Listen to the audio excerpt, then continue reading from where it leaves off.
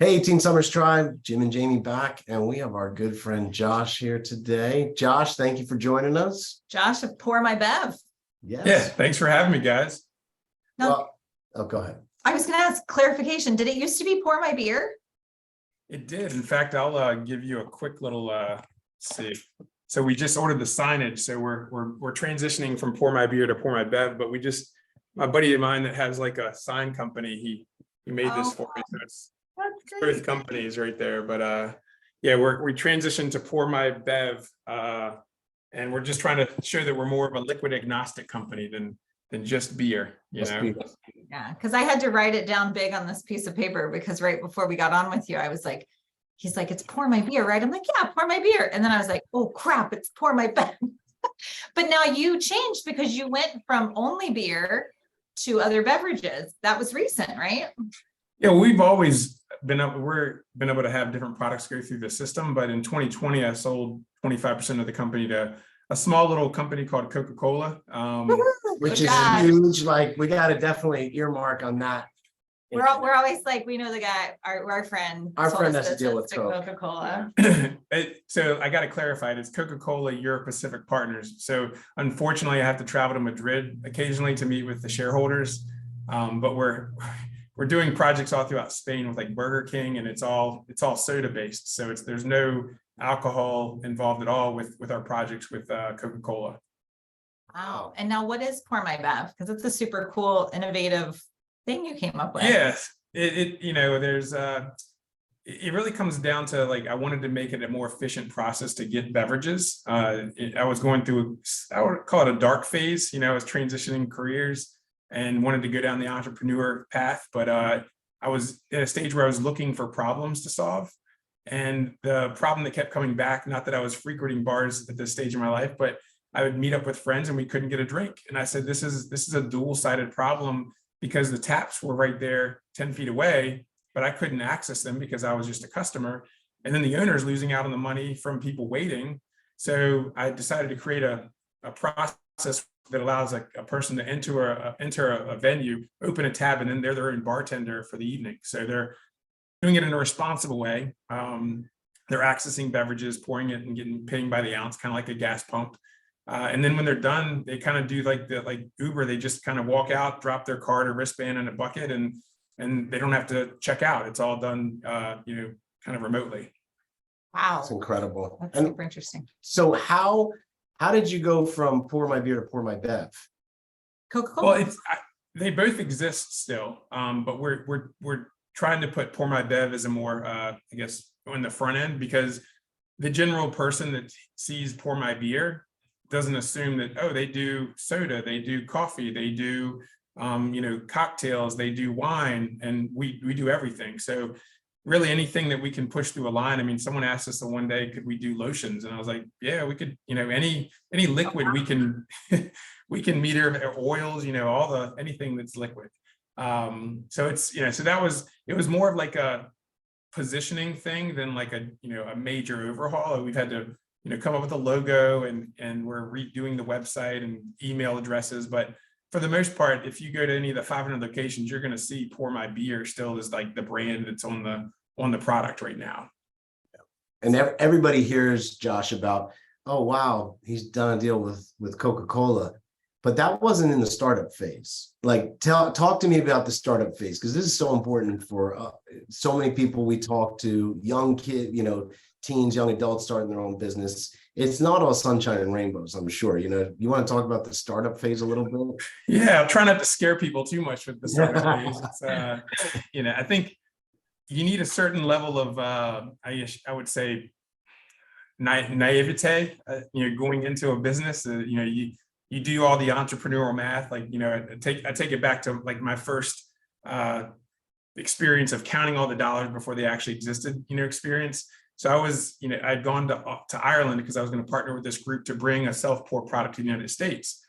And Ireland, for those of you that don't know, is about a 7 million person, country, island, if you will.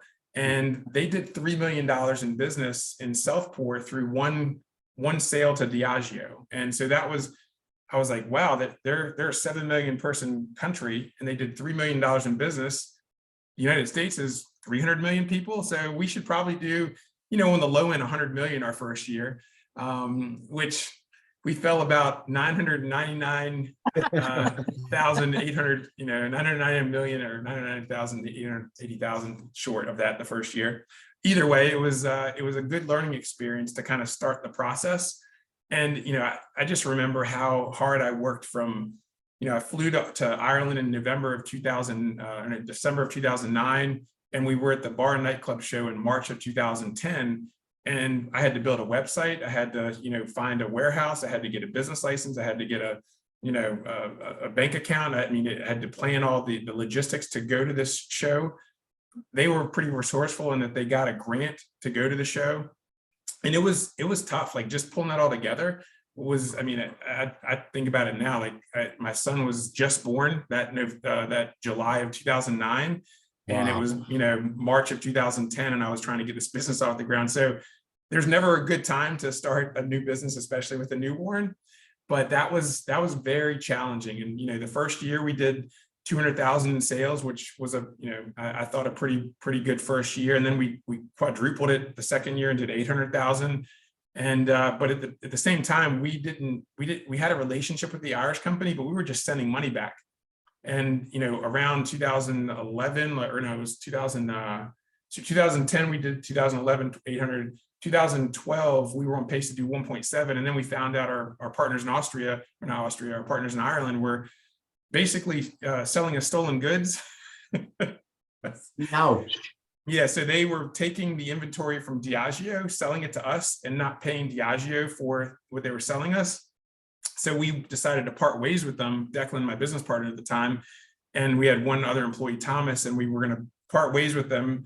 But then, in parting ways and starting PourMyBeer, they sued us, and they sued us federally, and not just sued us federally. They paid a PR company to publicize that they were suing us and sent it to all of our prospects. Wow. So it was quite the challenging first year of PourMyBeer. I will say it took its toll on all of us. But to your listeners' point, it's like you just keep moving forward. Okay, it's like here's this challenge. How am I going to get through that? And it's not woe is me, like I'm the victim here. It's all right, I'm learning something. It's costing me money. It's costing me time. But you're I guess strengthening a muscle that you're going to need throughout your lifetime. Whether you're an entrepreneur or a parent or whatever, these are, the more challenges you take on, the tougher tasks. I think it just prepares you for bigger things. Definitely. So that was the beginning. Wow, that's amazing. And now you were married and you had one little one. How was that? At what point how did you know to keep going? I guess, like, was she super supportive, or I know that you lean on your family values and you guys are super close, but I'm sure it was just such a mess at that time.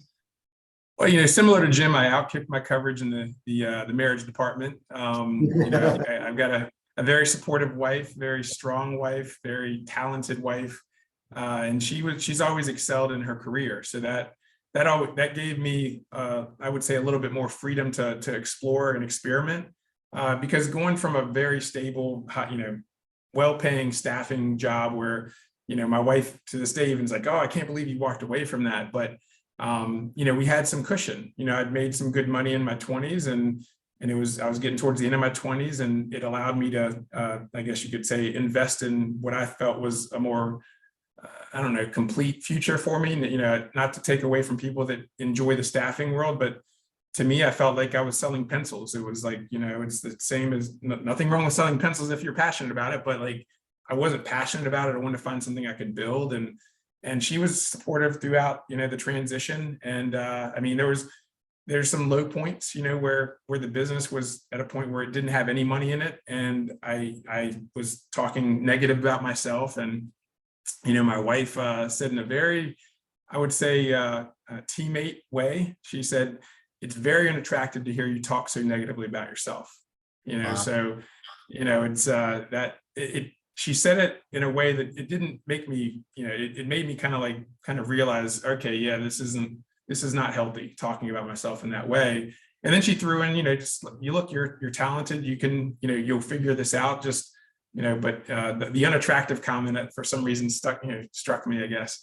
And that was 2014. So we were in the midst of all that, getting sued and trying to get the business off the ground. And then we actually moved. My daughter was born in 2011. So, 2009, my son was born, 11, my daughter was born.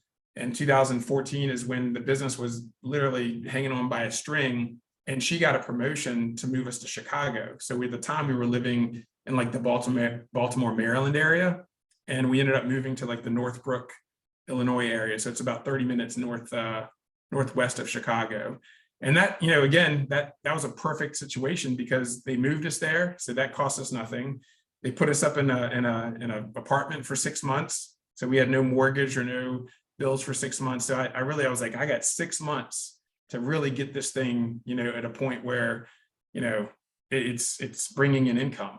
And that was it. Again, I always say I'd have figured out a way whether that happened or not, but that definitely helped, having taking that pressure off and then I didn't have a business partner anymore because he went and got a real job because we couldn't pay him, and so again, it was definitely challenging, but I think some people they get in fear of like what they don't know versus like just accepting like we all don't know everything. And you have to just kind of deal with the different challenges that come at you and have people you can reach out to that may have been through those challenges that can kind of support you in that process. And what was like a key action step? I'm always curious of this, Josh. What was like a key action step? You've just moved, you got a little bit of that window. Well, I feel like you Business is took the hanging on. opportunity, like you noticed the opportunity instead of only seeing the threat.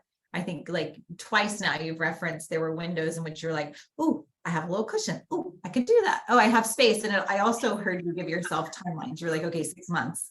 I've got 6 months of space, and so I see that. I think that's a good lesson to like think about with our own kiddos and our own ventures too. Along those same lines, I would say that the business relationships I had outside of my one with my business partner, Declan, they were business relationships that were very unhealthy, where the business partner didn't have my best interest in mind. Just to be blunt about it, like the company in Ireland paid me a third of what I was making before and gave me not even ownership in the company to start this US company. They gave me 5% of net profits, which they said would be $500,000 a year, something crazy. And so it was going into those unhealthy kind of toxic, I would say, business relationships allowed me to appreciate a healthy one that was right around the corner with the group in Austria. I'd done business with this company in Austria indirectly through the company in Ireland. And then when things fell apart with the company in Ireland, I was able to work directly with the company in Austria. So I similar to my Cutco days, I told them I'd be in their neighborhood. I was like, hey, I'm going to be in Austria, in April. I'd love to meet you in person.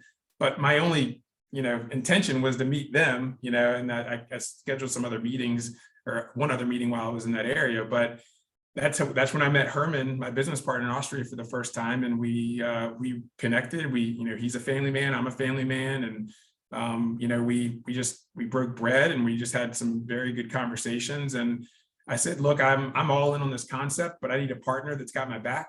And I left that meeting with him for 2 days and came back to the United States, and we agreed that we were going to co-build a product together. And it was going to be the first time I actually owned the product that I was selling. And I was also involved in the creation of it. So I got to, build the GUI, like the interface of what it would look like and experience. And even little things like when you ran out of money, a little piggy bank would pop up, so it was cool to see like little ideas that I had get put into the software. And that was, to your point, Jamie, Jim, when you asked like what was kind of that big step, that was the biggest step that I'd ever taken. I also had to wire transfer 100,000 internationally, which anyone that's gotten an email from an African prince about transferring money sends a little bit of nerves, but yeah, and I didn't have 100,000. So I actually transferred like 40,000. And then I went and took out one of those payday loans, which I don't recommend, but I was able to get a pretty high interest loan to transfer there. And that was in, December of 2014. And I had to have a product by March of 2015 because I was starting to take deposits on those orders. So it was one of those jump out of the airplane and then assemble the parachute experiences, but parachute open, so it worked out.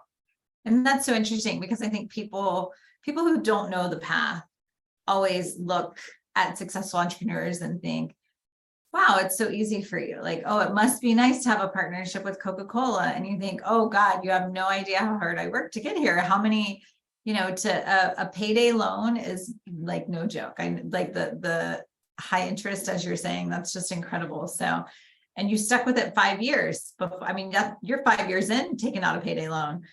So yeah. I mean, because I had to restart. And I think that's the other thing is people fear the restart. And whereas I was re-energized with the restart. I was getting rid of toxic business partners. It was going to be my company, my website, I guess I was able to rebuild a house with all the knowledge of how not to build a house from the previous and the things that did work there. Well, one of them was, SEO. We built the website, heavily investing in our SEO. And again, like just being able to connect the dots. I went to college with a guy who owns one of the top SEO companies at the time in the country. But that relationship with him has paid dividends over the last 10 years because we've just continued to stay ahead of things with our website development and content creation. Awesome. I think I know where you're going, but I have two personal, like, me, I like this business talk. I'm like, this is awesome, but I have like personal questions I want to ask. well, I think as one thing, we've talked about, we were just talking about overcoming our son's accident and different health setbacks. And, even when setbacks happen in business, setbacks can happen at home as well. And I know you and your wife, went through similar to us, just through a different form with, a health concern with your son. Yeah. I mean, you talk about the, I guess the excitement of closing it. Well, and not to deflect that, but in March of 2020, we had already put together the press release for the Coca-Cola investment. I announced it to our team. All the final paperwork was getting pushed through. I sent them our wire transfer information. And then this little thing called the pandemic happened and the funds got frozen and I got stuck with a $50,000 legal bill and had no idea when our customers were going to reopen. So you have March of 2020 where, essentially we had done 99% of the work to get the Coca-Cola deal done and it stopped.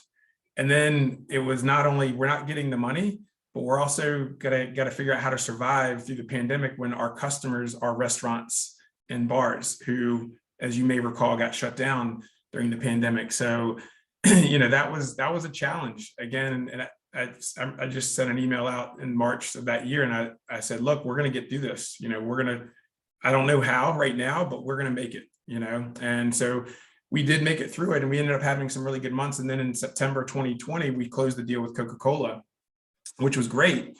But then in November, we found out my son had an 11-inch tumor on his spine and he may be in a wheelchair if we didn't get it removed, which as any parent, hopefully you never have to experience that level of shock. But to kind of give the listeners a little backstory, so Tyler was born with like what's called a lipoma. So it was like a little bump out above his butt. And it was just cosmetic. The doctor's like, yeah, it's just a lipoma. He may grow out of it, as he gets taller and it'll kind of stretch out. But he was 11 at the time or so. And he said he wanted to get it removed because in a bathing suit, you could see the lump kind of above his bathing suit line.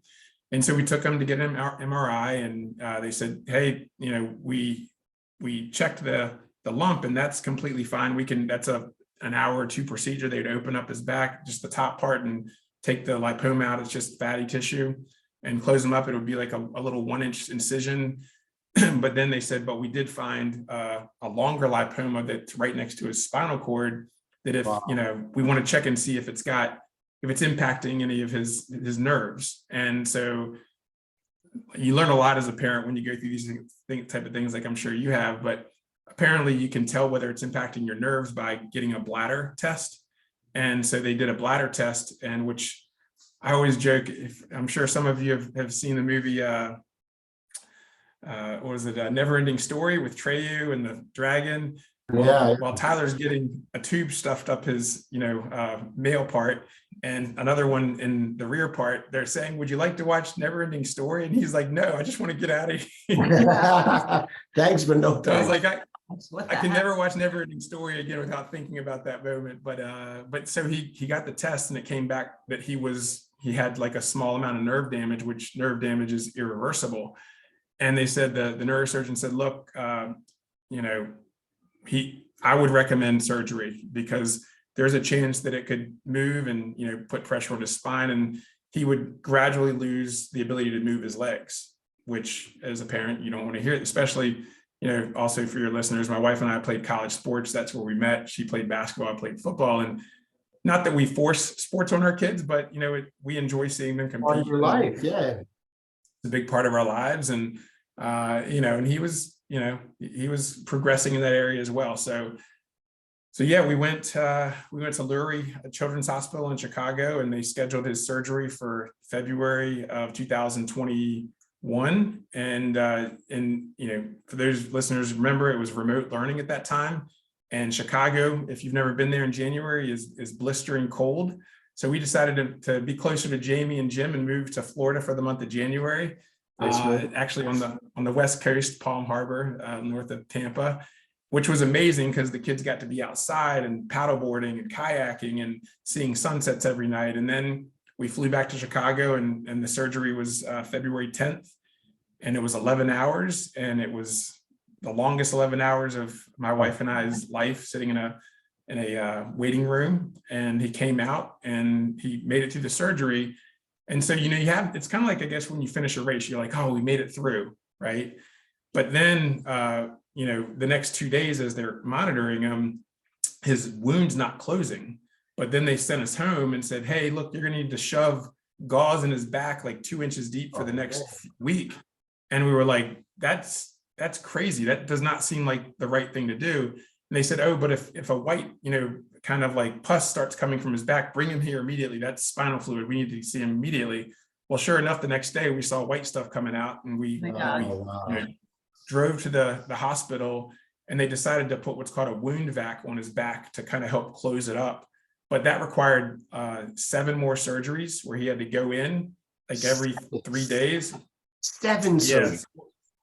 Wow. Yeah, so going where he had to go under, and they had to take him in, they had to reposition the wound vac, because basically it's such a deep wound, the vacuum, closes the wound, for him. So that was really tough. Like that's where I'd said our marriage was put to the test. I mean, we have our daughter at home. So she, we switched, and we were both working, and, to your point, it's like, I gave the speech to my team. I was like, look, guys, like, I love all of you. You're like, but, like, I've got to kind of step away from the business for a month. So, I need sales to do sales, operations to do operations, support to do support, finance. I was like, I'm here if you need me, but like, I got to focus on my family. And, they stepped up massively. I mean, we had some of our best months when I wasn't, or at least that month I was focused on the family. But, my wife and I were splitting every 2 days. So she'd spend 2 days at the hospital. I'd spend 2 days at the hospital.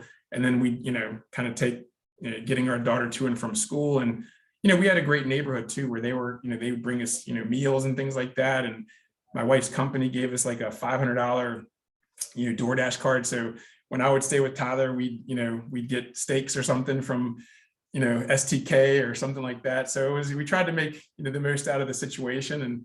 And him and I watched we watched like Lord of the Rings from beginning to end. We watched, because you have to be on your back all day. So we watched a lot of those types of trilogies together, which would not have happened, I don't think, if we weren't like stuck in a hospital for a month, And you made the most. That's so interesting, because gosh, and we've been through our own stuff, but it's when you hear other people's stuff, you're like, oh wow, that's so. Well, and I'm sure you hit this, Josh, or tell me if you did, when they start hitting a low point. I mean, at that age, any age is tough, but I know you'd say, I'd much rather be me than them, because at that age, they're not supposed to be in a hospital bed. They're supposed to be running on the playing field or doing stuff. So I think it's twice as hard were there points you had to pick him up. And because he was just totally deflated, or he never lost faith. I tell you, I mean, one thing admire about him, one of the many things, is his resiliency. I can't say he ever like went down a depression rabbit hole, because the doctor told him that the first thing he said out of the surgery, the doctor said, you know, do you have any questions? And this is after an 11-hour surgery. He's got the marks of he's laying on his back for 11 hours. So he's got bruises on his face. Yeah. He looks a mess. And his response to the doctor was, will I play football again? That was his response. And you know, she said, well, I'm a neurosurgeon and your back will be completely healed in the next 3 to 4 months. But as a neurosurgeon, I don't think football is the best sport for your brain. So he kind of like, he was like, okay, well, but I'll be good to play in September. And so she said, yeah. And it was, I guess that, you know, he's always had that kind of resiliency about him. But then you know, before the surgery, and I don't know, I think I might have shared this with you in another conversation, but before the surgery, the night before the surgery, you know, he's 11, so he was Googling things, and we were in bed, and one of my customers is a company called Walk-Ons, and Drew Brees, the quarterback, is one of the partners of Walk-Ons. So when I knew Tyler was going, I got him a football from, you know, signed with Drew Brees. And the night before the surgery, he was like, hey, Dad, he was like, you know, I've been reading some stuff online, and, you know, you know, if I don't make it out of the surgery, I want you to have my Drew Brees football. Yeah, that's tough. All right. And I was like, dude, I was like, you're gonna make it, man. I was like, this is a routine surgery. You're gonna be fine. Like, and he was like, but if I don't, and I was like, no. I was like, there's no if, you know, like you're definitely. But hearing him process that as an 11-year-old, like it was so. Like I'm getting goosebumps just thinking about it again. But it's so big. It's so but big. then, you know, but I remember saying to him, I was like, after he made it through the surgery, and it was like a few weeks after he finally came home, like, I was like, you realize how brave you are? Like, that's so impressive. And then he was like, he just kind of played it off. He said, I didn't have a choice. He said, you said I'd be in a wheelchair if I didn't get the surgery. So like, I don't want to be in a wheelchair. So, you know, but it's, I mean, he's 14 now. He just turned 14. And he just said to my wife and I last night, he came into the room and he was like, he said, you know, I feel like there's something in my back, like kind of pulling. So I think there's always going to be that kind of like, I would say, you know, fear, if you will, but it hasn't prevented him from playing sports. I mean, he played football last year, he's basketball, he's an active kid. And, you know, he's jumping off cliffs. Like I said, we just got back from Jamaica and he's cliff jumping and doing everything that a kid does. And as a parent, you know, you kind of flash back to what it was like, you know, in the hospital. And, you know, he didn't have to learn how to walk again, but he, you know, being on your back for a month, you're a little stiff, you know. But it's, yeah, he's a tough kid. So yeah, he never really went down the dark holes, I guess you could say, you know, as far as like depression or having to like lift him up. That's great. Well, I'm sure it helps just having, we were talking about this, sometimes there's nothing you can say, but just being there, you just sitting there watching the whole trilogy of Lord of the Rings. There's enough said just by doing that. That was you know Pat, what I mean? our pastor yesterday. Oh yeah, that was he was like, he was in some Southern whatever, and he said, God told me, you do the loving, I'll do the fixing. Yeah, some sort of. I was like, wait, why is that so familiar? God, you're right. I thought it was you and I having a conversation, but yeah, just being present. That presence, I guess. Yeah, that presence is key in these down moments, I guess. And I mean, it's just so impressive. How many years ago? Not 3 years now. Yeah, 2021. So it was he got the surgery in February of 2021, and you know he made a full recovery. And actually, I remember a video I posted not long after he was cleared, where we rented those scooters, like the little, you know, the you can ride on, and we rode around Chicago together. Him and I, like through the back streets and stuff like that. So, you know, like you can ride up and down Lakeshore Drive in Chicago too, like there's like the path. So I just remember I took a video of it and I was like, this kid was on his back, you know, 2 months ago. And like, it just brought such joy to me to seeing him be a kid again, you know? Yeah. And I think too, we focus on our family. Like we end every day with today was a good day. And then we kind of list the things that were good. And some days aren't good days. Some days really suck. And, you know, that was one thing after Leland's accident. like our communication was like, yeah, this sucks. Like, I'm really sorry. This sucks. You know, and that was kind of, he just kept being like, Mom, this sucks. And why? And so that's really hard because there's no like, for your son, like, why did he have to go through that? Right. You know, and Leland, why? Mom, like, this is so like, I don't get the why.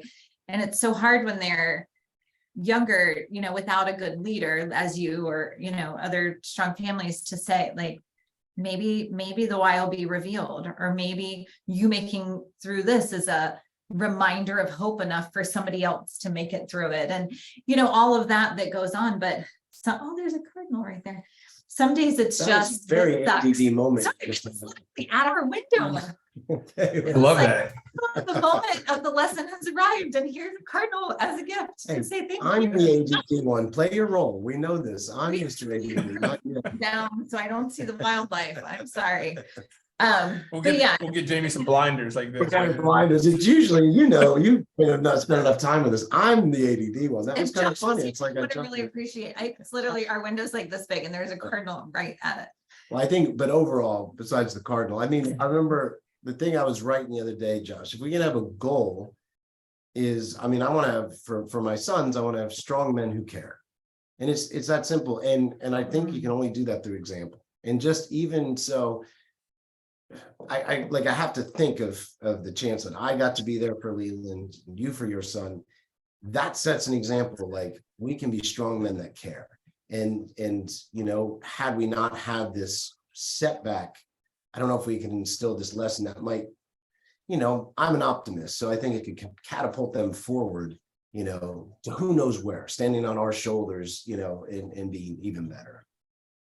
Well, even taking a negative situation and, you know, trying to sprinkle some positivity on it at the time. I mean, I would remind Tyler, because we were using DoorDash, and I mean, we had Stan's Donuts. We had, I mean, Chicago is a food mecca. So we got to eat like kings for a month, which we, you know, that's not normal, you know. So it was the fun was in the morning. I would go get some, you know, a donut or two, not every morning, but I'd say, hey, which donut do you want this morning?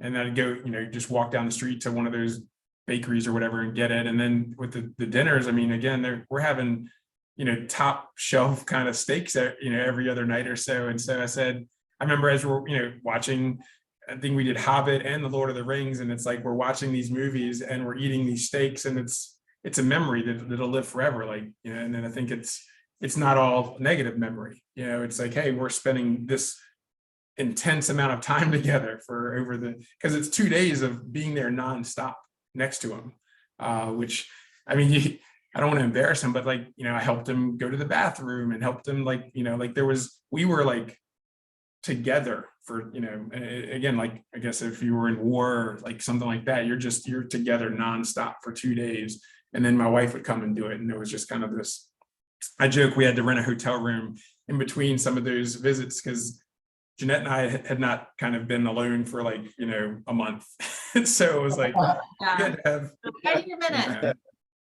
Oh, I love that. Yeah.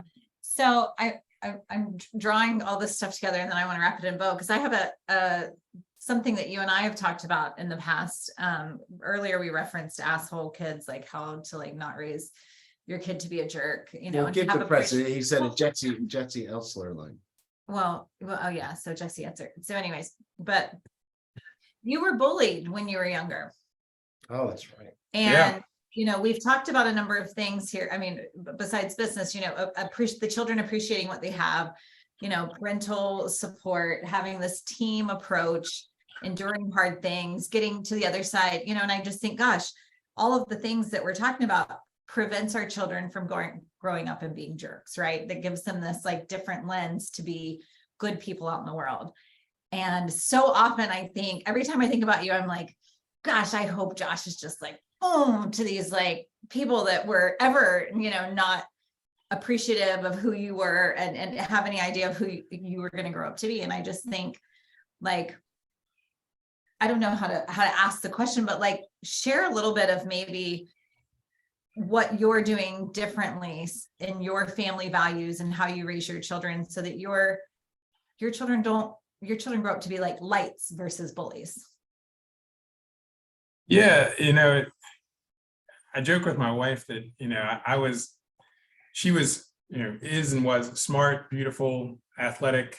So she never had to deal with the challenge that I had to deal with. I was frumpy. I was a big bone, as you may say, back in middle school, freckles. So I didn't want to take my shirt off. Plus I had, a little extra meat. And then I wasn't like crushing it in school. I was like a C student, so I had all these, I would say, I don't know. And then getting, I think that all added up with the whole bullying thing, but it was, I can look back on the bullying and see that it, like it wasn't necessarily, and I don't want to assume that these kids had terrible home lives, but they were probably getting bullied at home, or they probably didn't have parents that cared about them, or to your point, showed them the right way to treat people. So I don't hold as much animosity towards them. I actually have, I would say, empathy towards the the upbringing they had. And with our kids, it's a challenge. I mean, I try to model people that I believe are doing a great job, like yourselves, and John Vroman with his family, and other Jesse Itzler, and just people that I feel have the total package. And with our kids, it's like I definitely want to teach them how to care. Like we don't do it as much as I think we should, but like even in being involved with charity type things, like in Chicago, I took them to see the homeless. There's no shortage of homeless in Chicago. And I don't know if you know Carrie Smolinski, but so Carrie, he's involved in the Cutco world. He does all the production for their events and things like that. But he was literally 10 minutes from where I lived, and John put us together. And my family helped him put together like 200 sandwiches and bags and, jackets and everything. Because, these homeless in Chicago in the winter, they're just, they're struggling. So my kids at pretty young age got to see I would say that, people that don't have it as good as us, but also they have empathy. They see that we're giving, we're trying to, be good people. And I think the family values is more of a recent addition to us. I would say family values prior to that was just more conversational, educating them if they felt they made a poor decision or whatever. But even today, I mean, I think kids are just they're always going to be challenging, but they have little fights. Like my kids don't do the best at using the word sometimes. Like my daughter, without sounding dark, is when she gets really angry and she doesn't know how to control her words, she'll say something like, "I wish you were dead," which is like, oh my gosh, like that is the most dark thing you could possibly say. But she doesn't do that, like she used to do when she was younger, because we correct her every time and explain to her how, dramatic that is. And even with technology, I mean, I think we're on the same boat in that regard. It's like, I put a limit on what they can consume in a day, because I've read the book, Glow Kids, and I've talked to other parents about the impact of technology and just being resourceful. So I think it's, I also look at that, I try to look at it from different lenses. Like if, whatever you tell your kids, they're going to believe, whether you tell them, and I don't want to say whatever, but it's like even religion, like most people's religion is based off what their parents told them, but it's, I just try to help, like I have deep conversations, like, again, there's someone in our family that's going through some challenges with alcohol. And instead of, hiding it and not talking about it, I'm having adult conversations with an 11-year-old about, this is what they're going through, and this is, we still love them, but it's, just, I think being more open with them and trying, and instead of hiding those conversations, having them with them, and, just, I guess, treating them older than they actually are, I guess, to some degree. But I think I went off on a tangent there. Oh, that's so perfect. Empathy is taught and empathy is modeled. Absolutely. Well, an active service, that's something we've definitely talked about at dinners. Active service and contribution, Josh. I don't know a better, I don't even want to say hack, but a better strategy. Because when we interviewed all these hundreds of entrepreneurs, I said, what's your biggest concern with your kids? Well, I want them to appreciate what they have. And that's empathy, right? And we haven't found any way, all the examples you just said, that's what really instills it, by them being in the trenches, making the sandwiches, seeing that, it's something I'll never forget with Alden going to Mexico. That's how we brought house building into part of our retreats now, because me and Alden had such a profound effect in Mexico. He's playing soccer with this little Mexican kid, really happy. And we're building the house for them. And Alden has to go to the bathroom. And he says, come on, come on. And he brings them into this little tent, like His made out house, of a yeah. tarp. It's just a tarp. And there, and Alden still talks about it to this day, there was a PVC bucket with a half board cut. And Alden just had this realization of, wow, something that I've never conceptualized as, you know, a bonus or a nice thing to have, he realized. So you just don't know what's going to hit them in the midst of those situations you're putting them in. So I love to hear that you're doing that. It's been so good for so many people we know. Yeah, I want to do more of it. I think that's, I guess, I need to put it on the calendar if it's going to happen. But I think just getting them to be empathetic and be appreciative of what they have, and you know, the no a-hole policy. Like I always try to. I've heard of other families where they go out to dinner and they'll pick up the tab for a random family, and I'm like, we need to do that. You know, just let the kids pick out, you know, a random family where we could surprise them with their bill being paid. You know. Another good idea, for sure. And we've actually been the recipient on that when the baby had her helmet, you know, and she, Oh, that's right. after her brain surgery, We were on a which date sometimes night. I Yeah. forget, someone picked up the tab for us, and I was like, oh, that's so sweet, you know. But anyways, it's always so nice to brighten someone's day. Thank you for brightening our day. Yeah, no, this has been great. You know, I try to keep my calendar pretty clear, so so the things that are on there, I look forward to, and this is something I've been looking forward to. Well, I like that rule. I like it too. I got to follow it more. Where can people learn more about you? And you just had a book that came out too, right? Last year. Yeah, it was it was fun. So it's called Tap the Big Idea. It's on Amazon, Barnes and Noble. You know, I did the audiobook too, which I don't know if you guys have tried that. That's a challenge. Not easy. So that if you ever want to feel untalented, read an audiobook. I felt but I got through it. But yeah, so Tap the Big Idea. It was, you know, it was #1 in a few categories for a little while, for like business, entrepreneurship, and it's written in a way where I feel like it takes you through the journey in a very raw way, like how not to raise capital. And you know, it starts off with, you know, when I was in Austria and almost died, which was not great, but I didn't, so it is great.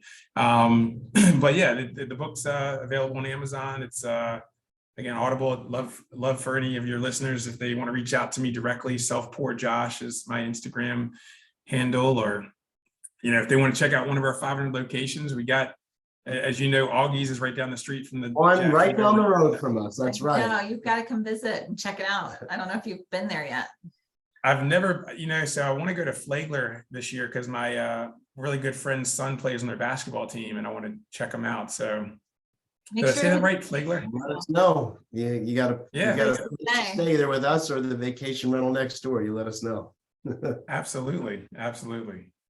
Awesome. Well, it was great to see you today, Josh. Thank you so much for being on. Yeah, looking forward to seeing and hearing more of what you guys are doing. You're doing some amazing stuff out there. Likewise. Thank you. Thanks, Josh. Take care.